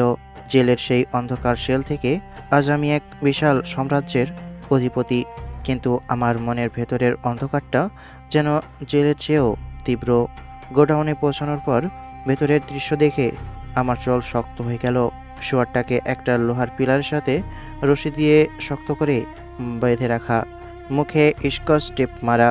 আমাদের দেখে ওর চোখ দুটো ভয়ে ঠিকরে বেরিয়ে আসার উপক্রম হলো। পলাশ এগিয়ে এসে বলল, ভাই, এদের কি করতে হবে বলুন? এদের চামড়া তুলে নুন ঘষে দেব, না অন্য কিছু করব? আমাকে কি কারণে এখানে তুলে আনা হয়েছে? আমি কার কি ক্ষতি করছি? হ্যাঁ, তোরা জানিস আমি কে? এখনো যদি আমাকে না ছাড়িস, তোদের এমন পস্তাতে হবে যে তোরা স্বপ্নেও ভাবতে পারবি না। জানোয়ার, নিজের অপরাধ এখনো বুঝতে পারছিস না, তাই না? মেঘলা, তোর সেই অবুঝ সৎ মেয়েটার সাথে তুই আর তোর ছেলে কি করেছিস সেটা তোর মনে নেই? তোদের মতো পশুর কাছে অবশ্য এসব কোনো ব্যাপারই না। তোদের মতো নরপশুকে এক গুলিতে মেরে ফেললে তো পাপের সঠিক শাস্তি হবে না। তোদের শাস্তি এমন হবে যাতে তোরা বেঁচে থেকেও প্রতিদিন তিল তিল করে মরিস। নিজেদের পুরুষ বলে দাবি করিস না। আমার কথার থমথমে শব্দগুলো সাথে সাথে গোডাউনের দেওয়ালে ধাক্কাকে প্রতিধ্বনি তৈরি করলো। ভেতরের বাতাসটা যেন নিমেষেই ভার হয়ে গেল।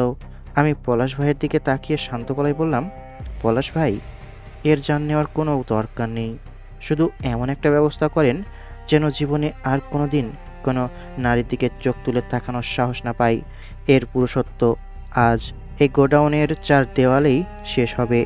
ইচ্ছে করছিল নিজ হাতেই পশুটাকে শেষ করে দিই, কিন্তু শিকদার সাহেবকে কথা দিয়েছিলাম হাত রক্তে রাঙাবো না। পলাশের ইশারায় ছেলেদের হাত চলতে শুরু করলো। গোডাউন জুড়ে পশুর মতো গোঁকানি আর বুক ফাটা চিৎকার ছড়িয়ে পড়ল, কিন্তু শিকদার সাহেবের বিশ্বস্ত ছেলেদের হাত এতটুকুও কাঁপল না। একসময় যন্ত্রণার চূড়ান্ত সীমায় গিয়ে লোকটা নিস্তেজ হয়ে অজ্ঞান হয়ে পড়ল। এবার রক্ত বন্ধ করে ব্যান্ডেজ করে দেন, না হলে দেখা যাবে রক্ত বের হয়ে মারা গেছে।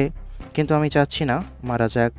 আর ওটা একটা বক্স ভরে ওর বাসার সামনে ফেলে দিয়ে আসেন, যাতে জ্ঞান ফিরলেই নিজের কৃতকর্মের উপহার দেখতে পাই।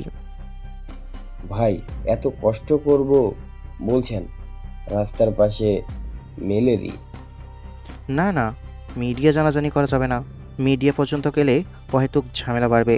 আর সবচাইতে বড় কথা, মেঘলার সাথে হওয়া জঘন্য অতীতটা সবার সামনে চলে আসবে।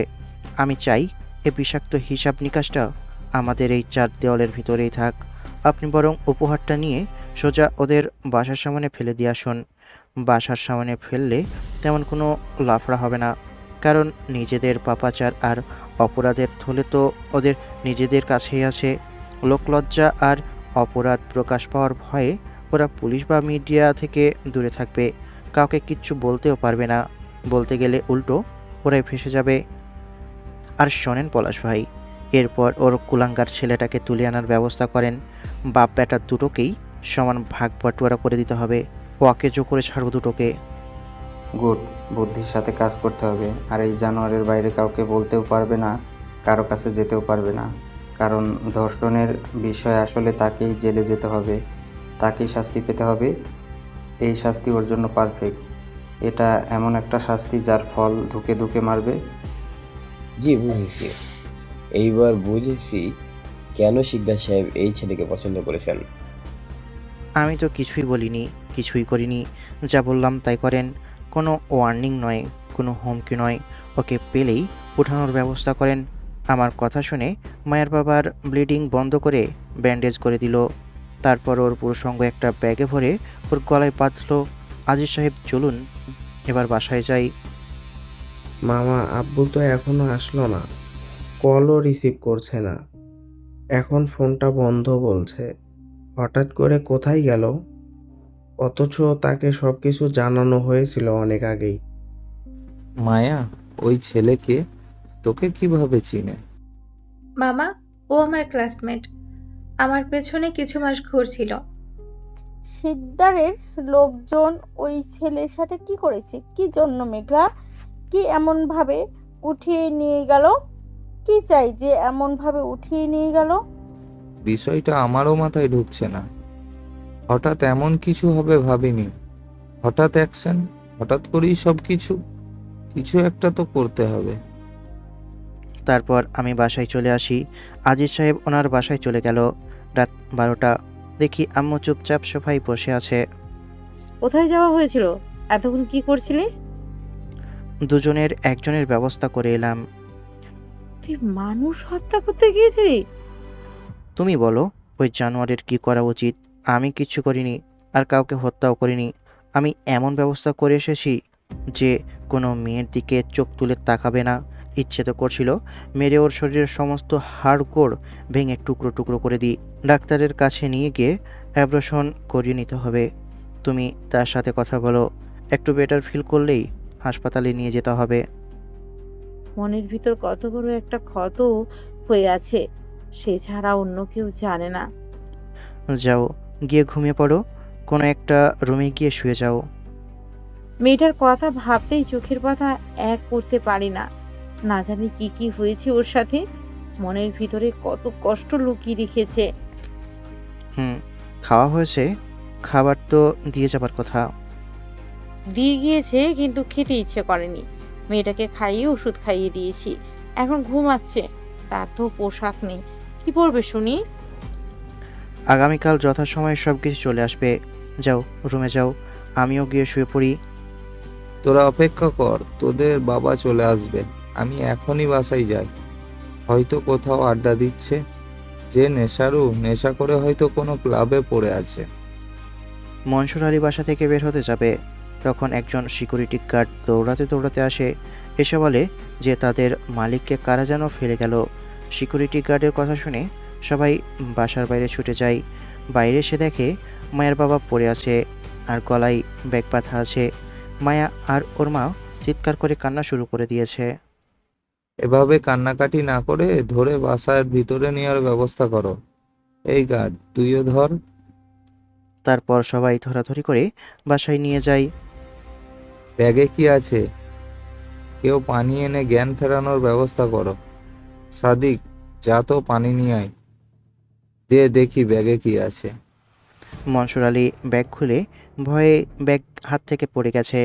একটু চুপ থেকে রাখে তাতে দাঁত চেপে বলে, কার এত বড় দুঃসাহস যে এমন কাজ করলো? ওরে তো আমি ছাড়বো না। মামা, কি আছে? এমনভাবে ব্যাগ ফেলে দিলে কেন? সাদিক ব্যাগ উঠিয়ে দেখে ওর হাত থেকেও ব্যাগ পড়ে যায়। চোখে মুখে ভয় স্পষ্ট, হাত কাঁপতে শুরু করেছে। মায়ের বাবার চোখে মুখে পানি দিয়ে জ্ঞান ফেরাতে চেষ্টা করতেই জ্ঞান ফিরে আসে। কি হয়েছে তোমরা? কে তোমার এমন অবস্থা করেছে? ওই ছেলে, ওই ছেলে। ওরে তো আমি ছাড়বো না, ওকে নিজে হাতে খুন করব। কার সাথে লাগতে এসছে জানে না, ওর জীবন জাহান্নাম বানিয়ে দেবো। এখন ধরে হাসপাতালে নেওয়ার ব্যবস্থা করো। তারা আর দেরি না করে হাসপাতালে নেওয়ার ব্যবস্থা করে। পরের দিন সকাল, হাই তুলতে তুলতে বাইরে এলাম। এত বড় বাসা আর লোক মাত্র 3টা। যদিও আজকে কিছু কাজের লোক আর রান্নার লোক আসবে, কি থেকে কী যে হচ্ছে সেটাই ভাবছি। আম্মু রুম থেকে বেরিয়ে এলো। আম্মু, আমার ফোনটা কোথায়? ব্যাগে আছে, ওয়েট, ব্যাগ নিয়ে আসছি। আম্মু ব্যাগ নিয়ে এসে আমার সামনে রাখলো। এখানে কি সব কিছু আমার পোশাক রয়েছে? এটা জ্বর ছেড়েছে, রান্নাঘর কোন দিকে? কোনো কিছুই কি নেই? না, আজকে সব কিছু আসবে, তারপর দুপুর থেকে রান্না হবে। বসে আছি, তখন পলাশ ভাই এলো, আমার কাছে এসে বলল, ভাই, দ্বিতীয় জানোয়ারকে ধরে গোডাউনে বেঁধে রেখেছি। সকালে উঠিয়েছি, হাসপাতাল থেকে বাসায় ফিরছিল তখন উঠিয়েছি। গাড়ি বের করেন। আম্মু, আমি আসছি। খাবার ঠিক সময়ে পৌঁছে যাবে। ওভাবে উঠে পলাশ ভাইয়ের সাথে বেরিয়ে পড়লাম। 40 মিনিট পর গোডাউনে এসে পৌঁছে যাই। মুখে টেপ মেরে রেখেছে, চেহারায় মারের দাগ। কাছে গিয়ে মিডিল বরাবর লাথি দিলাম। লাথি গিয়ে ছটপট শুরু করেছে। মুখ থেকে টেপ খুলতেই, তুই, মামা তোকে ছাড়বে না, কুত্তার বাচ্চা। নিজেদের ভালো চাইলে ছেড়ে দে। তোর বাপের পুরো সঙ্গ কেটে কেন তার গলায় ঝুলিয়ে তোদের বাসার দরজায় ফেলে রেখে এসেছি জানিস? নিজের সৎ মেয়েকে রেপ করার অপরাধে। আমার মনে হলো নরপশুটার জন্য এটাই ছিল সবচেয়ে পারফেক্ট শাস্তি। এক গুলিতে মেরে ফেলে তো একেবারে সব খেলা শেষ হয়ে যেত। আর কবরের আজাব তো আর দুনিয়ায় বসে চোখে দেখা যায় না, তাই না? ওর চুলের মুঠি ধরে মুখটা উপরে তুলে বললাম, আর তোকে কেন এখানে তুলে আনা হয়েছে তা কি নতুন করে বলে দিতে হবে? তোর বাপের পথ ধরেই তোকে হাঁটতে হবে। তুইও তো সেই নিষ্পাপ মেয়েটার উপর কম অত্যাচার করিসনি। তুইও তো তাকে রেপ করেছিস। ছি, তোদের পুরো রক্তটাই তো নোংরা। পুরো পরিবারটাই একটা জঘন্য নর্দমা। একটা মানুষ কিভাবে নিজের বোনের বয়সী একটা মেয়ের সাথে এমন শয়তানি করতে পারে? না, এমন করিস না।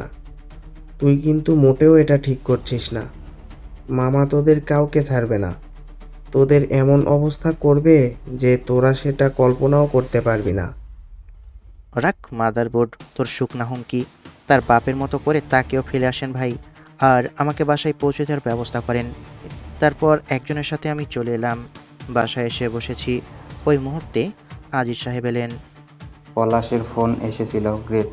তবে মনসুর আলী চুপচাপ বসে থাকবে না, রাগে ও পাগল হয়ে যাবে। পাগল হলে হবে, তবে এসব খুনাখুনির মধ্যে যাব না। ওই জানোয়ার দুটোকে জেলে পাঠানোর ব্যবস্থা করব। ওদের লালা সংগ্রহ করা হয়েছে তো সেগুলো আপনার ওয়াইফের কাছে পাঠিয়ে দিন। জেলে যাক। ইচ্ছে তো করছিল নিজের হাতে খুন করি, কিন্তু ভাবলাম থাক, বাকিটা আইন করুক। মেঘলার বিষয়টা কি এমনভাবে ছড়িয়ে দেবা? মিডিয়া জানাজানি হলে তো পুরো দেশে ছড়িয়ে পড়বে। আর শিকদার সাহেব কিভাবে এমন কথা বলবো বুঝতে পারছি না। উনি কষ্টও পাবেন। ওনাকে জানানোর প্রয়োজন নেই, শুধু শুধু উনি কষ্ট পাবে। তবে যেই শাস্তিটুকু ওনাকে দিয়েছি ওটা কি কম হয়েছে বলছেন?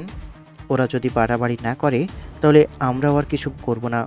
আমার মনে হয় পুরো বাংলাদেশের রেপিস্টদের এমন শাস্তি দেওয়া উচিত। ঠিক বলেছ, কিন্তু আইন টাকার কাছে বিক্রি। যেমন তোমাকে ছাড়িয়ে নিলাম, এমনভাবেই সবাই পার পেয়ে যাচ্ছে। তবে এই দুনিয়াতে পার পেয়ে গেলেও কি পরপারে পার পাবে? কখনোই না। আমি অ্যাব্রোশনের কথা বলছিলাম। আপনার ওয়াইফ কি বলছে? সন্ধ্যায় এসে মেডিসিন দিয়ে যাবে। যেহেতু বেশি দিন হয়নি তাই মেডিসিনে কাজ হয়ে যাবে। তার কলিগ গাইনোকোলজিস্ট তাকেই নিয়ে আসবে। ওকে। আর মনসুর আলীর কি 2 নম্বর ব্যবসা আছে? সম্ভবত শিকদার সাহেবেরও আছে। আমার কথা শুনে আজিজ সাহেব আমার দিকে তাকালো। এখন যেহেতু সব কিছু তোমার, তাই তোমার এই সব সম্পর্কে জানা উচিত। ভিন্ন ধরনের বিজনেস আছে, মনসুর আলীও বিভিন্ন ধরনের ব্যবসা আছে। কখন কোথায় কি হয় সেগুলোর ডিটেলস কি পাওয়া সম্ভব? এই লোক শুধু নামে উকিল, কিন্তু ভিতরে তো অন্য কিছু। উকিল রূপটা শুধু মানুষকে দেখানোর জন্য। এগুলো কোনো ব্যাপার হলো? অপেক্ষা করো, আজকের মধ্যে অনেক কিছুই পেয়ে যাবা। তুমি ওই সব জেনে কি করবা? কুত্তার কানে সুড়সুড়ি দিতে ইচ্ছে করলো। দেখতে চাই সে কামড় দেই না দৌড় দিয়ে পালাই। মানে আমি তো কিছুই বুঝতে পারলাম না। সব কিছুর ডিটেলস পাই, তারপর জানাবো। ওনার সঙ্গে আরও কিছু কথা হলো। তারপর একসাথে বসে খাবার খেলাম। ওই বাস্টার্ডকে কেটে টুকরো টুকরো করে বুড়িগঙ্গার জলে ভাসিয়ে দেব। ওরে আমি জ্যান্ত কবর দেব। এদের পুরো ভবিষ্যৎ নষ্ট করে দিল। কিন্তু কথা হচ্ছে এমন করলো কেন? জানেও তো মেরে ফেলতে পারতো। আর এতদিন কিছু বলল না, এখন বলল কেন? এর মাঝে কি এমন হয়েছে? কি করছো তোমরা দুজন? তোমাদের বাবা ছেলে এমন করলো কেন? কি হলো? তোমরা উত্তর দাও। এত বছর কেন কিছু বললো না? এখন বললো কেন? এখন এমন কেন করলো? কেন? কি হলো? চুপ কেন? ফরিদ, উত্তর দাও। তোমার আর তোমার ছেলের এমন করলো কেন? কি করছো তুমি? তোমার ছেলের কি করেছে? মায়ের বাবা কিছু বলছে না, চুপচাপ আছে। মনসুর আলী কিছুই বুঝতে পারছে না। তাদের হত্যা না করে কেন এমন শাস্তি দিল? তাদের দুজনকে তো মেরে ফেলতে পারত। আর তারা দুজনে বা এমন চুপচাপ কেন? আর কেনই বা আমার বিরুদ্ধে ওরা কোনো অ্যাকশন নিতে বলছে না? মনসুর আলী তার ভাগ্নের কাছে যায়, গিয়ে বলে, তুই বল, তোর এমন অবস্থা কেন করেছে? কি করেছিস তোরা বাবা ছেলে? এর কারণ খুঁজে বের করতে খুব বেশি সময় লাগবে না। আমি এখন বাসায় গেলাম, আর কোনো সমস্যা হলে আমাকে ফোন দিবি। মনসুর আলী তার বোনকে এসব বলে হাসপাতাল থেকে বেরিয়ে যায়। বেশ কিছুক্ষণ পর আজিজ সাহেবের সাথে বসে কথা বলছি, তখন ফোনটা বেজে উঠল। Unknown number. রিসিভ করলাম। রিসিভ করতেই, তুই আমার বোন জামাইয়ের সাথে আর ভাগ্নের সাথে যা করেছিস, তার জন্য তোকে কোনোদিন ক্ষমা করব না। তোর জীবন আমি ধ্বংস করে ছাড়ব। কি স্যার, হাঁটুর বয়সে একটা বাচ্চাকে এমনভাবে হুমকি দিচ্ছেন? এটা কি আপনার মতো ব্যক্তির সাথে যায়? কিভাবে আমার মতো ছোট একটা বাচ্চাকে হুমকি দিতে পারেন আপনি? তোকে তো আমি বাস্টার্ড। স্যার, এমনভাবে গালি দিবেন না। আমার সাথে আপনার কি দুশ্মনী সেটাই তো বুঝতে পারছি না। তোকে তো আমি একবার পাই, তারপর দেখবি মজা। একটা কিট হয়ে বাঘের সাথে লড়তে এসেছিস। স্যার, মনে হচ্ছে ছোটবেলায় কখনো হাতি আর পিঁপড়ার গল্প শুনেননি। ছোট একটা পিঁপড়া বিশালকার ওই হাতির কী দশা করেছিল। তার নাকের ভিতরে ঢুকে কামড়ে কামড়ে তাকে পাগল বানিয়ে দিয়েছিল। আপনি নিজেকে বিশাল বাঘ ভাবলে আমি হলাম সেই পিঁপড়া।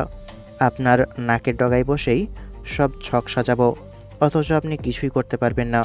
বাই দ্য ওয়ে, কী জন্য ফোন দিয়েছেন বলুন তো?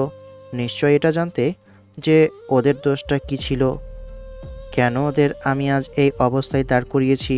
আপনি যদি জানোয়ার হয়ে থাকেন তাহলে বাস্টার্ড, মুখ সামলে কথা বল। তুই জানোয়ার কাকে বলছিস? হ্যাঁ, আরে মনসুর সাহেব, আপনি জানেন না পশু পাখিদের ভালো বাংলায় জানোয়ারও বলে? এ মাত্রই তো আপনি নিজেকে বাঘ বলে দাবি করলেন। তাহলে তো আপনি অফিসিয়ালি একটা জানোয়ারই, তাই না? সে যাই হোক, আপনি যদি জানোয়ার হন তবে ওরা দুজন আপনার চেয়েও নিকৃষ্ট কোনো পশুর জাত। আসল ঘটনা কি ওদের মুখ থেকে শুনেছেন? মনে তো হয় না বলেছে। বললে কি আর কষ্ট করে আমার নাম্বার জোগাড় করে আমায় ফোন দিতেন? তা শুনুন, আপনি কি কখনো আপনার নিজের সৎ মেয়েকে রেপ করার কথা চিন্তা করতে পারেন? কিংবা সৎ বোন হলে তার শ্লীলতা হানি করার কথা মাথায় আনতেন? ওই দুই নরপশু কিন্তু সেটাই করেছে। বাকিটা নিজের বুদ্ধি দিয়ে বুঝে নিন। আর এখনও যদি আমার কথা বিশ্বাস না হয়, একদিন মুখোমুখি দেখা করুন, একেবারে প্রমাণসহ কালির দাগগুলো দেখিয়ে দেব। মেয়েটা কিন্তু আর কেউ নয় মনসুর সাহেব, ওটা আপনার নিজেরই রক্তের ভাগ্নি। অন্ধ প্রতিশোধের আগুনে নিজেকে পুড়াতে পুড়াতে আপনি আসলে সত্যি সত্যি একটা জানোয়ারে পরিণত হয়ে গেছেন। কি সব বলিস? তোর মাথা ঠিক আছে? হুম। বিশ্বাস করা না করা সম্পূর্ণ আপনার বিষয়। শরীরে জ্বর দেখে ডাক্তার দেখানো হয়েছে। ডাক্তার কী ভেবে যেন রক্ত নিয়ে যায় আর ল্যাব টেস্ট করাই। সেখান থেকে জানা যায় সে প্রেগনেন্ট। আর মেঘলাকে জিজ্ঞেস করতেই সব কিছু বলে, আর কে কী করেছে সেটাও বলে।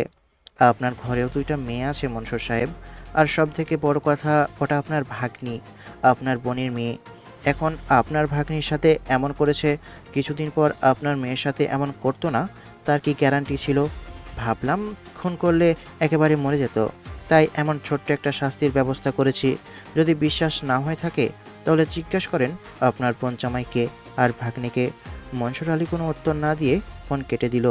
ওনার ফোনের ওপাশের নীরবতাই বলে দিচ্ছিল আমার শেষ কথাগুলো ওনার বুকের ভেতরে তীরের মতো গিয়ে বিঁধেছে।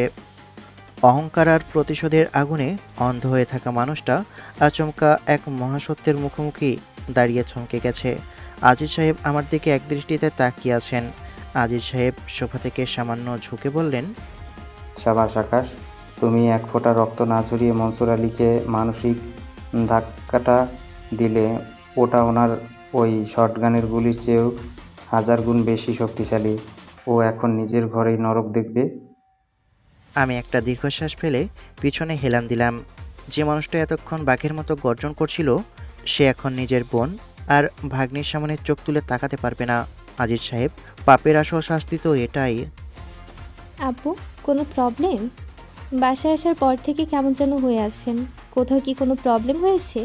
মনে হচ্ছে আপনাকে দুশ্চিন্তা এবং বিষণ্ণতায় গ্রাস করেছে। মনসুর আলী মেয়ের দিকে তাকালো এবং আমার বলা কথা তার মনে পড়ে গেল। মেয়েকে কোনো উত্তর দিল না, চুপচাপ ফোনের দিকেই তাকিয়ে রইল। আব্বু, এনি প্রবলেম? অফিসে যাবেন না? তুমি কি কিছু বলতে এসেছো? কিছু লাগবে? আমুর থেকে শুনলাম মেঘলাকে কে যেন বাসা থেকে তুলে নিয়ে গিয়েছে। কার এত বড় সাহস যে এমন কাজ করলো? ওর কি মরার পাখনা গজিয়েছে? না, তেমন কিছু না। শুধু মেঘলার সম্পর্কে জিজ্ঞেস করতে এলাম। কিছু বলছেন না? চুপচাপ রয়েছেন, বিষয়টা বুঝতে পারছি না।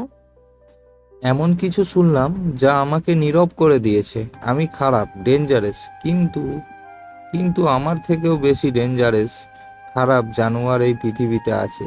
ছি, কিভাবে এমন করতে পারলো? কী সব বলছেন? কিছু তো বুঝলাম না। আমি চলে গেলাম। তোমার আম্মু খুঁজলে বলবা চলে গিয়েছে। আগে হাসপাতালে যাব, তারপর অফিসে। মনসুর আলী লিভিং রুম থেকে বেরিয়ে গাড়ি নিয়ে তার বডিগার্ডদের সাথে বেরিয়ে যায়। কিছুক্ষণ পরে হাসপাতালে মনসুর আলী ধীর পায়ে হেঁটে গিয়ে ওর বোন জামাই রাফিদের পাশে গিয়ে দাঁড়ায়। মনসুর আলী এক অদ্ভুত ফিসফিসে কিন্তু ধারালো গলায় জিজ্ঞেস করলেন, আকাশ ছেলেটাকে ফোন দিয়েছিলাম। আকাশ ফোনে যা বলল ওটা কি সত্যি? তোরা তোরা মেঘলার সাথে এই জঘন্য কাজ করেছিস? রাফিদ কোনো উত্তর দিতে পারল না, শুধু মাথা নিচু করে রইল। ওনার সেই নীরবতাই মনসুর আলীর জন্য সবচেয়ে বড় উত্তর ছিল। মনসুর আলী আর কিছু না বলে পিছনে ঘুরে আসলো। যখন একেবারে চলে আসতে যাবে তখন মায়ের আম্মু মনসুর আলীর হাত ধরে বলে, ভাই কি হয়েছে? ওই ছেলে কি বলেছে ফোনে? মনসুর আলী ওনার বোনের হাতটা ঝটকা দিয়ে সরিয়ে দিলেন। ওনার চোখ দিয়ে রাগে আর অপমানে জল বেরিয়ে এলো। ওনার নিজের গলার আওয়াজ ওনার নিজের কাছেই অচেনা ঠেকল। তুই জানতে চাচ্ছিস তোর স্বামী আর ছেলে চুপ কেন? কারণ এরা মানুষ না, এরা দুটোই জানোয়ার। ওরা তোর নিজের পেটের মেয়ে মেঘলাকে রেপ করেছে, আর সেই পাপের ফসল এখন মেঘলার পেটে।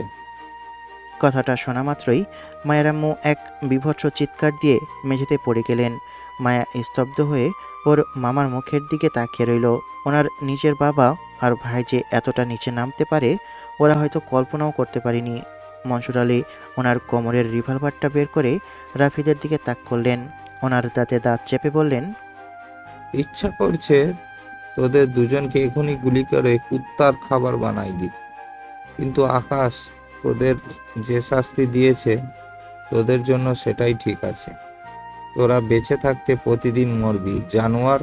মেঘলা তোর নিজের মেয়ে না হলেও এটা তোর সৎ মেয়ে। ভাই, তুমি এই সব বলছো তাই না? নিশ্চয়ই তোমাকে ভুলভাল বুঝিয়েছে। এমন কিভাবে করতে পারে? আমার একটা কোনোভাবেই বিশ্বাস হচ্ছে না। আমি কখনো বিশ্বাস করব না। বিশ্বাস না হলে তোর ওই কুলাঙ্গার জামাইকে জিজ্ঞাসা করে দেখ। এত কিছু ঘটে যাওয়ার পরেও লোকটা কেন চুপ ছিল তা কি এখনো বুঝতে পারছিস না? আসল সত্য জানাজানি হয়ে যাবে সেই ভয়ে তো সাপের মতো ফনা গুটিয়ে চুপ করে বসেছিল। ওটা তোদের নিজের মেয়ে ছিল রে, কোনো কেনা দাসীর বা রাস্তার কুড়িয়ে পাওয়া মেয়ে ছিল না। আর রাস্তার মেয়ে হলেও কি কোনো মানুষ এই জঘন্য কাজ করতে পারে? এখন চোখে জল ফেলে আফসোস করে কোনো লাভ নেই। তবে ওদের শাস্তি দেওয়া হয়েছে, একদম ঠিক হয়েছে। ওদের মতো পশুর জন্য এটাই প্রাপ্য ছিল। সময় গড়িয়ে সন্ধ্যা নামলো। ঢাকার আকাশ কালো করে আবারও বৃষ্টি শুরু হয়েছে। এমন সময় আজিজ সাহেবের ওয়াইফ এবং ওনার কলিগ একজন অভিজ্ঞ গাইনোলজিস্ট আমাদের বাসায় এলেন। আম্মু ওনাদের পরম যত্নে মেঘলার ঘরে নিয়ে গেল। আমি আর আজিজ সাহেব ড্রয়িং রুমে অপেক্ষা করছিলাম। প্রায় আধা ঘন্টা পর ডাক্তার ম্যাডাম আর আজিজ সাহেবের ওয়াইফ ঘর থেকে বের হয়ে এলেন। ওনাদের মুখ বেশ গম্ভীর হলেও একটা স্বস্তির আভাস ছিল। ডাক্তার আমার দিকে তাকিয়ে বললেন, আকাশ, মেঘলার শারীরিক অবস্থা এখন স্থিতিশীল। যেহেতু মাত্র 3 সপ্তাহ হয়েছে, তাই আমি ওনাকে কিছু নির্দিষ্ট মেডিসিন দিয়েছি। আর রাতেই ওনার হালকা ব্লিডিং শুরু হতে পারে, ভয় পাওয়ার কিছু নেই। তবে ওনার মানসিক ট্রমাটা কাটাতে সময় লাগবে। আমি ওনাকে কিছু অ্যান্টি ডিপ্রেশেন্ট আর ঘুমের ওষুধ লিখে দিয়েছি। আমি ওনাকে ধন্যবাদ জানিয়ে বিদায় দিলাম। সাথে আজিজ সাহেবও চলে গেলেন। আমি বারান্দায় গিয়ে দাঁড়ালাম। বৃষ্টির ঠান্ডা হাওয়া আমার মুখে এসে লাগছিল। মনসুর আলীর সেই অহংকারী বাঘের থাবা আজ ভেঙে গেছে, কিন্তু আমার মনের ভেতর আজ কোনো হিংসা বা অহংকার নেই। মেঘলা মুক্ত। ওনার পেটের ভেতরের সেই কলঙ্কটা আজ রাতেই ওষুধের মাধ্যমে ধুয়ে সাফ হয়ে যাবে। ঠিক তখনই আমার ফোনে মনসুর আলীর নাম্বার থেকে ফোন এলো। রিসিভ করতেই ওপাশ থেকে বলে, আকাশ, মেঘলার কাছে ক্ষমা চাওয়ার মতো মুখ নেই আমার। তবে শিকদার সাহেবের গদিতে তুমিই সবচেয়ে যোগ্য ব্যক্তি, সেটা স্বীকার করতে আজ আমি বাধ্য হলাম।